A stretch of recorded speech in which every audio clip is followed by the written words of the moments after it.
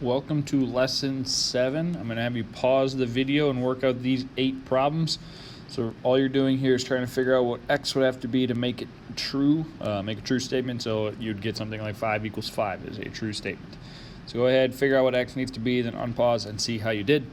So for number 1, x has to be a 2 because, well, I know 35 equals 35 is true. So that means everything else that happens after 35 plus has to cancel each other out to 0. So 2 minus 2 would be 0. Number 2,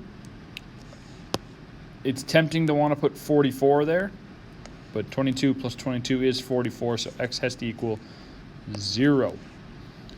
Number 3, on the right side, 40 plus 1 would be 41, so 4 plus 37 would be 41. Number 4, these two things are in the exact same place, so it has to be x equals 3. You might want to put x equals negative 3 because 50 minus 3 is 47, but we have a minus sign right there. Minus and negative would be adding, so it's just x equals positive 3. Number 5, x still equals positive 3. Number 6, the right side there becomes 30, so 3 times 10 equals 30. Number 7, x equals 5. And number 8, x equals 1. 33 plus 1 would equal 34. So today we're going to be talking more about solving proportion problems and deciding between vertical and horizontal strategies and which ones to use. So for this first one, the ratio of red to black marbles. Red marbles to black marbles. It's important that we remember the ratio order. So I would say red to black. That's kind of how I would start this problem. That ratio is 2 to 8. So 2 red to 8 black. If there are 40 black marbles are on the bottom, how many red marbles are there? I might use r or x, whatever variable you want. I need to solve for r. There are 2 ways we can go about doing this. For both of them, I need to always think about where is the missing piece. I need to go towards that missing piece. So I could do my horizontal strategy to get from 2 to r is the same as going from 8 to 40. In this case, I would have to multiply 8 times 5 equals 40. 2 times 5 tells me r equals 10. Excuse me. Otherwise, I could use my vertical method. My vertical method says, how did I get from 8 to 20? And I know, or from 8 to 2, excuse me. I know I went from bottom to top because I had to go from bottom to top to get to the missing number. So to get from 8 to 2, I would divide by 4. 40 divided by 4 still tells me r equals 10. Both are the same, so my answer would be there are 10 red marbles, because that's what I was searching for. That was what the missing information was, is how many red marbles. There are 10 red marbles. Okay, and then I just kind of did all of this in one place instead of, if you're like, I want to see this broken down step by step without hearing my teacher's annoying voice, then you can go through each of those methods. Okay, they did the vertical strategy here. Depends. It doesn't really matter which one you use. It depends on what you're most comfortable with. All right, so for this next one, we're going to do a ratio of green marbles to blue marbles.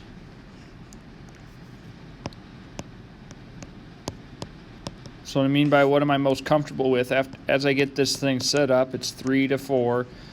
How many blue marbles, or there's 40 blue marbles, how many green marbles? I'll use a G this time. I don't want to use a G. G's look too much like 9s. So what I meant by it was it's a personal preference for what you think is easiest. Sometimes the easiest option is an obvious option. Other times it's not. So for example, this one right here, my vertical method, does not really work well because I don't know 4 times or divided by a specific number equals 3. I don't know what that number would be. That's very, very difficult to see. So I would use, instead of the vertical method, I use my horizontal method. 4 times 10 is 40. 3 times 10 gives me x equals 10. So in this case, the horizontal method was a much easier option, and it's very clear to see why it's an easier option. On the previous one, we could use horizontal or the vertical method. It didn't matter which one you used. It was a preference on which you thought was the easiest. Some people think multiplying by little numbers is easy. Sometimes people think multiplying by bigger numbers are easy if there's certain big numbers. For example, like if I'm multiplying by 10, I think that's a really easy thing to do because I just put a 0 on whatever I start with. So 4, put a 0 on the end, make it a 40. That's a little bit easier for me. So to answer this question, there are 10 green marbles.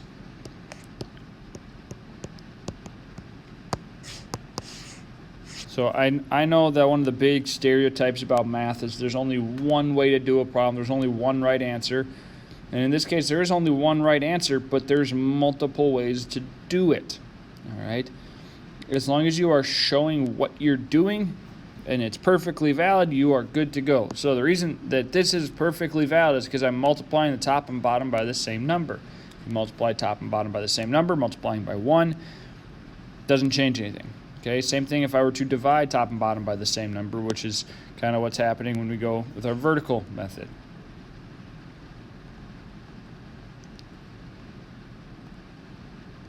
So for this one, they said, well, how could you get from 3 to 4 and from y to 40? We're never going to go that way because I don't know what y is, so I can't start there to figure out what 40 is. I need to go the other way around, from 40 to y. Okay, so they figured out it was times 1 1/3, but that's a miserable multiplication that I don't think anybody here should ever want to do.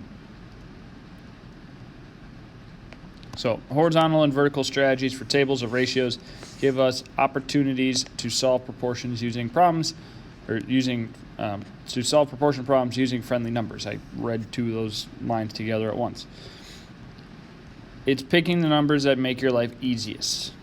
All right, so there are 8 problems here where they just gave you a table and it said, tell me what y equals. You don't even need a sentence, okay? But you do need y equals some number, and then what does that number represent? Okay, make sure you give a label. So I'm going to let you go through these 8 problems real quick, and then unpause and see how you did. I'm going to use a mix of vertical and horizontal methods. I'm not going to always use one or the other. So for this first one, I would use horizontal.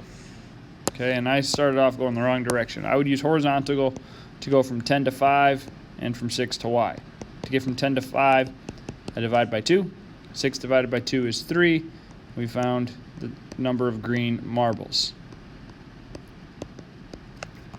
Number 2, I'm going to use the horizontal again and multiply by 4 to get y equals 28 yellow marbles. Remember, we're only multiplying or dividing. There's no adding or subtracting happening.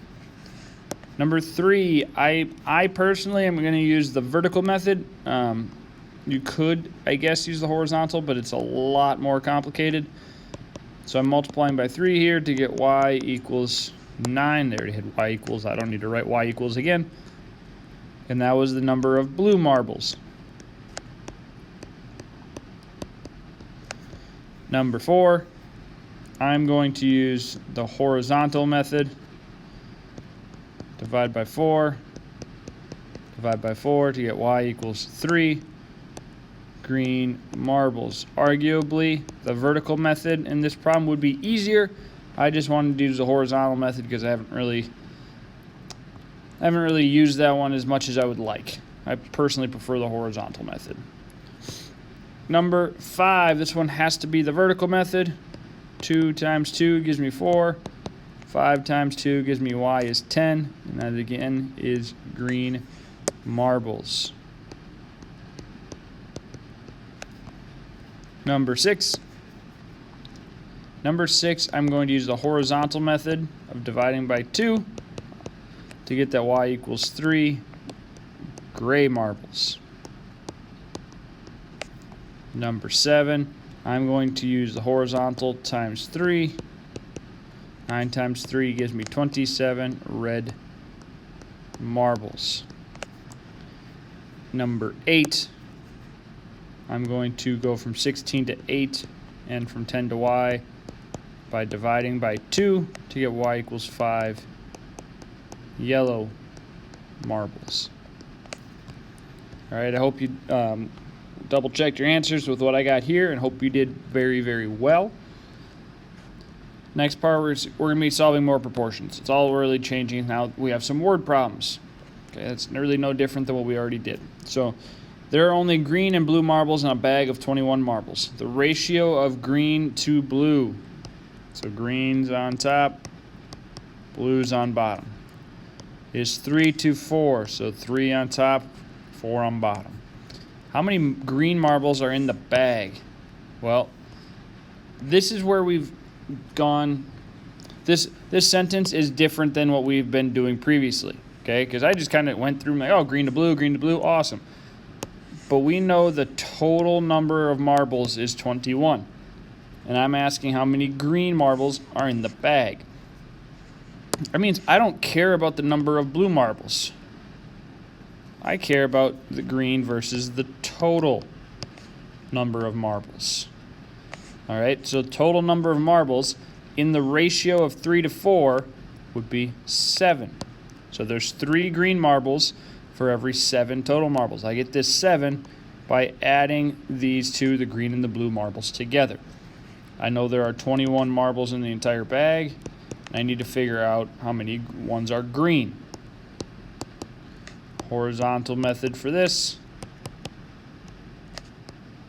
There are 9 green marbles in the bag.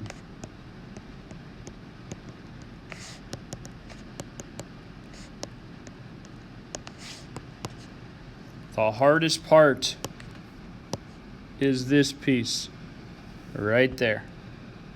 Figuring out that we're not talking about the number of blue marbles, we're talking about the total number of marbles, and then remembering that you just have to add the blue and the green together in the given ratio to figure out what the total ratio would be.